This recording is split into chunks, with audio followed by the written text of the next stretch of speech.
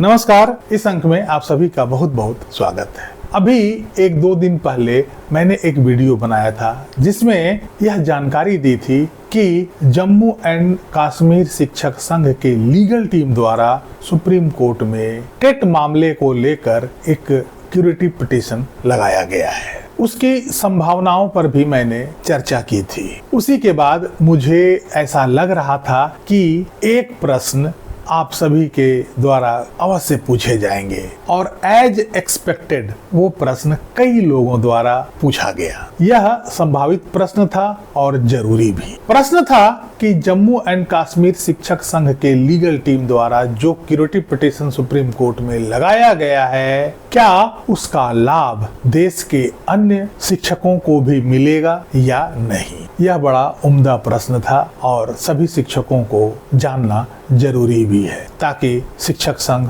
उसके हिसाब से अपना अगला कदम उठा सके। सुप्रीम कोर्ट के 1 सितंबर के निर्णय के बाद शिक्षकों में टेट को लेकर जो समस्या उत्पन्न हुई है उसके अनुसार शिक्षकों को मोटे तौर पर 3 वर्गों में बांटा जा सकता है, अर्थात 3 वर्गों के साथ अलग अलग समस्या उत्पन्न हुई है। पहला वर्ग में इस निर्णय से पीड़ित वैसे शिक्षक हैं जिनकी नियुक्ति RTE एक्ट लागू होने से पहले हुई और इस कानून को रेट्रोस्पेक्टिवली लागू करके टेट पास करने का बोझ उनके ऊपर भी डाल दिया गया। अर्थात अब टेट पास करना उन सभी शिक्षकों के लिए भी जरूरी कर दिया गया जिनकी नियुक्ति RTE एक्ट लागू होने से पहले हुई थी। इस निर्णय से प्रभावित सबसे अधिक शिक्षकों की संख्या इसी वर्ग में है। दूसरा वर्ग जम्मू एंड कश्मीर के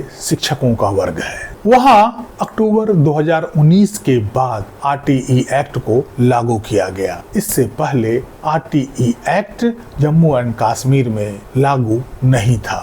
RTE एक्ट के शुरुआती सेक्शन में ही यह लिखा गया था कि एक्सेप्ट जम्मू एंड कश्मीर, चूंकि वहां धारा 370 लागू था, इस कारण यह कानून वहां पे लागू नहीं हो सका था। यही नहीं बल्कि जिस समय RTE एक्ट में संशोधन किया गया अर्थात 2017 में, उस समय भी जम्मू एंड कश्मीर में RTE एक्ट लागू नहीं था। इसके अलावा 2017 के संशोधन में जो 31 मार्च 2019 तक का समय शिक्षकों को टेट पास करने के लिए दिया गया था, उस समय तक जम्मू एंड कश्मीर में यह एक्ट लागू नहीं था। तो आखिर इस एक्ट के प्रावधान को जम्मू एंड कश्मीर के शिक्षकों पर किस आधार पर लागू कर दिया गया और वहां के शिक्षकों पर भी टेट पास करने का बोझ कैसे डाल दिया गया। अर्थात वहां अक्टूबर 2019 के बाद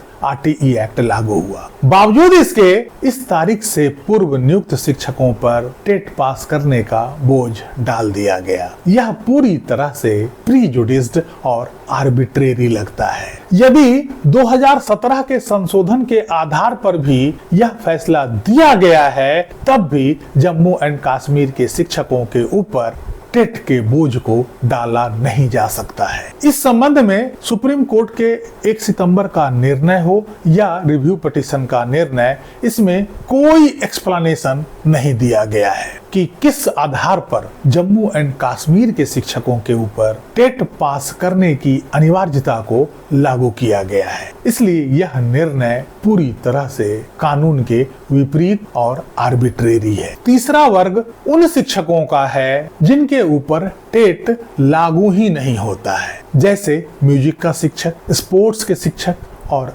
आर्ट एंड क्राफ्ट के शिक्षक। इनके विषयों का टेट होता ही नहीं है। NCTE ने अपने नोटिफिकेशन में स्पष्ट रूप से कहा है कि इनकी नियुक्ति पुराने मानकों के आधार पर ही की जाएगी जब तक कि NCTE इनके लिए कोई नया मानक तैयार नहीं करता है। इसके बारे में भी सुप्रीम कोर्ट के दोनों निर्णय में कोई एक्सप्लेनेशन नहीं दिया गया और बगैर एक्सप्लेनेशन के इन सभी शिक्षकों के ऊपर भी टेट की अनिवार्यता को लागू कर दिया गया। इसके लिए उस निर्णय में कोई आधार नहीं बताया गया। इसलिए सुप्रीम कोर्ट का दोनों निर्णय, जो 1 सितंबर 2025 को दिया गया और दूसरा रिव्यू पिटीशन में 29 मई 2026 को दिया गया, ये दोनों निर्णय पूरी तरह से प्रीजुडिस्ड और आर्बिट्रेरी लगता है। इस निर्णय में कई सारी कमियां हैं जिसमें बड़ा सुधार की आवश्यकता है। शिक्षकों के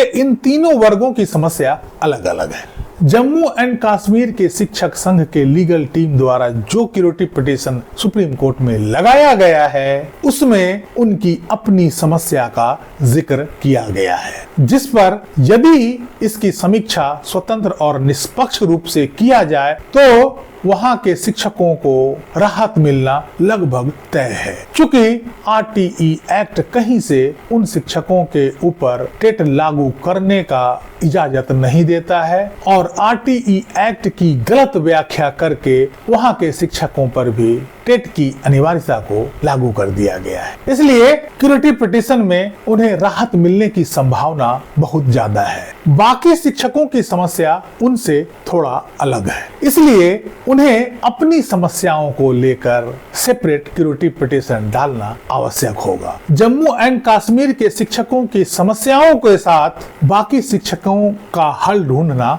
मुश्किल होगा। यदि देश के बाकी शिक्षक संघ यह समझ रहे हैं कि उसी क्यूरेटिव पिटीशन में उनके समस्याओं का भी हल हो जाने की संभावना है, तो यह एक बड़ी भूल होगी। तीनों वर्गों के शिक्षकों को अपनी समस्याओं को लेकर अलग अलग क्यूरेटिव पिटीशन डालना होगा, जिसमें उन्हें अपनी समस्याओं का जिक्र करना होगा कि आखिर उनके ऊपर टेट के बोझ को कैसे डाला जा सकता है। इसलिए ये तीनों वर्ग के शिक्षक अपना अपना क्यूरेटिव पिटीशन दायर करें तो ज्यादा अच्छा रहेगा। जम्मू एंड कश्मीर के लीगल टीम द्वारा जो क्यूरेटिव पिटीशन डाला गया है उसके भरोसे ना रहें। जो गलतियां रिव्यू पिटीशन में हमने किया है वो गलती क्यूरेटिव पिटीशन में दोहराना नहीं चाहिए, क्योंकि यह इस पिटीशन का लास्ट स्टेज है, इसलिए इसमें गलती की कोई संभावना नहीं होनी चाहिए। उपरोक्त तीनों वर्गों के शिक्षकों की समस्याएं थोड़ी भिन्न है और यदि तीनों का अलग अलग क्यूरेटिव पिटीशन जाता है जिसमें उनके सेपरेट समस्याओं का उल्लेख होता है, तो सुप्रीम कोर्ट के तीनों वरिष्ठ न्यायाधीश उनकी समस्याओं को अलग अलग तरह से, अलग अलग एंगल से देखने का प्रयास करेंगे और उस पर वो अपना समीक्षा करेंगे। जो समस्या क्यूरेटिव पिटीशन में उठाया नहीं जाएगा तो सुप्रीम कोर्ट के वरिष्ठ न्यायाधीश भी उस बिंदु पर आखिर समीक्षा कैसे करेंगे। इस बात का ध्यान अवश्य रखना होगा कि रिव्यू पिटीशन में कुछ गलतियां अपने साइड से हुई थी, उन गलतियों को दोहराना नहीं चाहिए। इस निर्णय का जो सबसे कमजोर कड़ी है उसी पे फोकस करना ज्यादा उचित रहेगा। जब समीक्षा कर रहे तीनों वरिष्ठ जजों को इस निर्णय की कमी पता चलेगा तो इस निर्णय में बड़ा सुधार होने की पूरी संभावना होगी।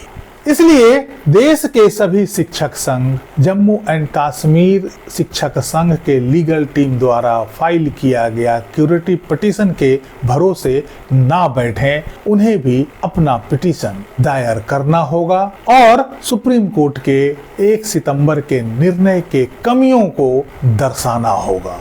उम्मीद है कि आप सभी को अपने प्रश्न का हल अवश्य मिल गया होगा। बावजूद इसके यदि आपके मन में कोई और क्वेरी होती है तो आप कमेंट बॉक्स में अवश्य लिखें या DM करें। कैसी लगी जानकारी कमेंट करके जरूर बताइएगा। वीडियो को लाइक कीजिएगा, चैनल को सब्सक्राइब कीजिएगा। मिलते हैं अगले अंक में, तब तक के लिए जय हिंद, वंदे मातरम।